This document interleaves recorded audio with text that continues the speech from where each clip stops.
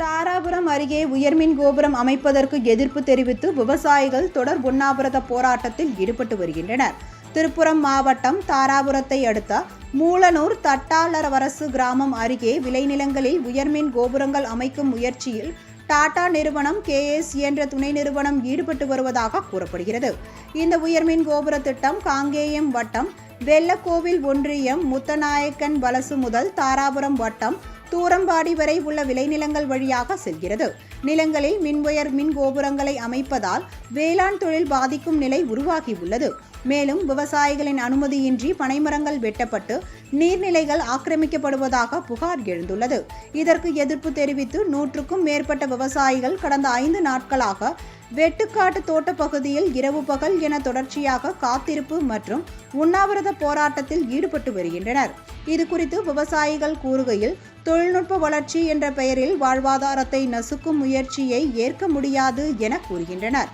மேலும் டாடா நிறுவன ஊழியர்களால் தங்களின் உயிருக்கு அச்சுறுத்தல் இருப்பதாகவும் காவல்துறை கூட தங்களுக்கு பாதுகாப்பு அளிக்கவில்லை எனவும் வேதனை தெரிவித்தனர். இந்த நிலத்தில் டாடா நிறுவனம் உயர்மின் கோபுரத்தை கொண்டு வந்து எங்கள் நிலத்தில் போட்டு எங்களுக்கு இழப்பீட்டு தொகை சரியான தொகை கொடுக்காமல் ஏமாற்றி கொண்டிருக்கிறார்கள். அதனால் எங்களுக்கு இழப்பீட்டு தொகை எல்லாரும் சம நிலையில் இழப்பீட்டு தொகை வழங்க நான் கேட்டுக்கொள்கிறேன். திருப்பூர் மாவட்டம் தாராபுரம் தாலுகா தட்டாரவலசு கிராமம் வெட்டுக்காட்டில் வந்து விவசாயிகளாகி எங்களுடைய அனுமதி இல்லாமல் டாடா நிறுவனத்தின் துணை நிறுவனங்கள் வந்து மின் கம்பிகளை இழுத்துக்கிட்டு போகிறாங்க. ஆழமான குழிகளை தோண்டி எங்களுக்கு வந்து இடையூறு இது பண்ணிக்கிட்டு போகிறாங்க. ஆடு மாடு மேய்க்கிறதுக்கோ மற்ற மரங்கள் வளர்ப்பதற்கோ எங்களுக்கு ரொம்ப சிரமமாக இருக்குது. இதனால் வந்து டாடா நிறுவனம் வந்து எங்களுக்கு தக்க இழப்பீடு கொடுக்கறதில்ல.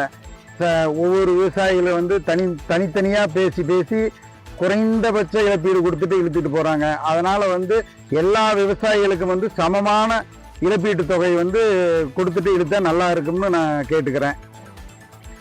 இப்போ அதனால் வந்து நாங்கள் தொடர் காத்திருப்பு போராட்டம் பண்ணிக்கிட்டு இருக்கிறோம். இந்த மின்பாதைகள் செல்லும் வழியில் வந்து நாங்கள் வந்து தொடர்ந்து காத்திருப்பு போராட்டம் இரவு பகல் பாராமல் நாங்கள் பண்ணிக்கிட்டு இருக்கிறோம்.